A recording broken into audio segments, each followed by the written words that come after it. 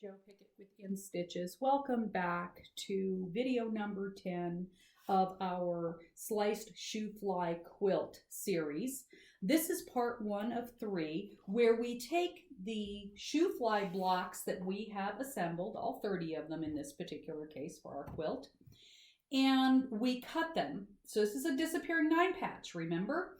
So we take a Shoo-Fly and we convert it into a sliced Shoo-Fly. So what I like to do is, you never know exactly where your center of your squares are. I know that my quilting skills are such that I'm going to be pretty darn close to 4 inches, but 4-inch square in the center, but it's not exact, it's not perfect.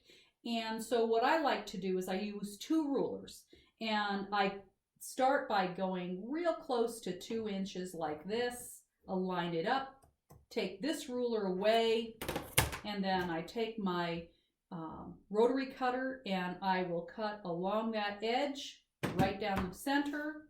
Then I take and turn my block and do exactly the same thing to find the center of my block, just like this, so I can see it, and then take this away and once again cut the fabric that direction, and now I have the 4 pieces of our Shoo-Fly block, and I turn the upper right and lower left of each block so that I have this pretty bow tie design in the center. And to make sure that I keep things the same all the time, I will then take and turn the left upper block and the left lower block and place them on top of one another.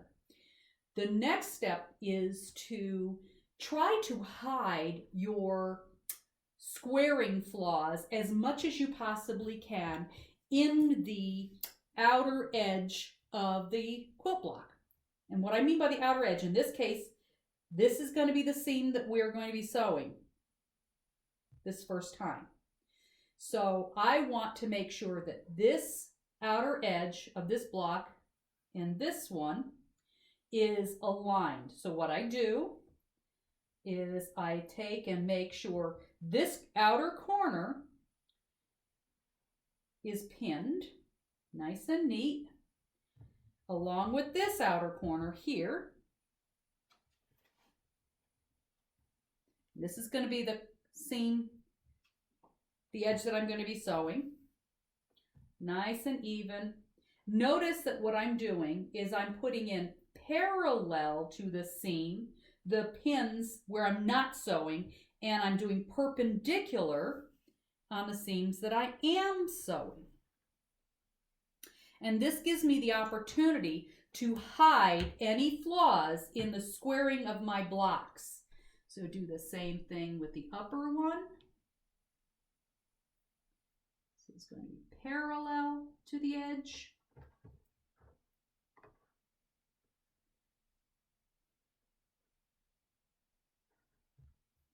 Notice here, see there's a little tiny bit of a flaw right there. That's going to end up getting hidden in the seam.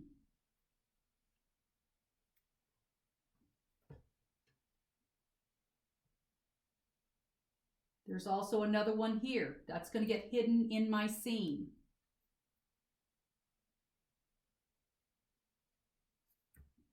Again, I'm putting perpendicular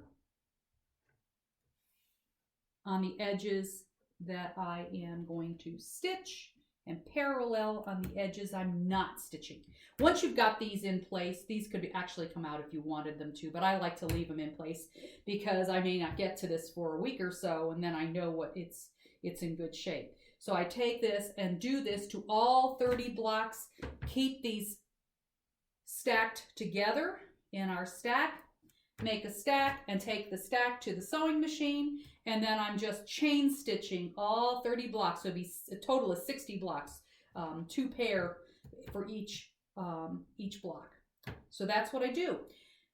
Next is going to be part 2 of 3, where we have sewn all of these seams, and then we're going to take and open them up and assemble the block before we finish it up for squaring.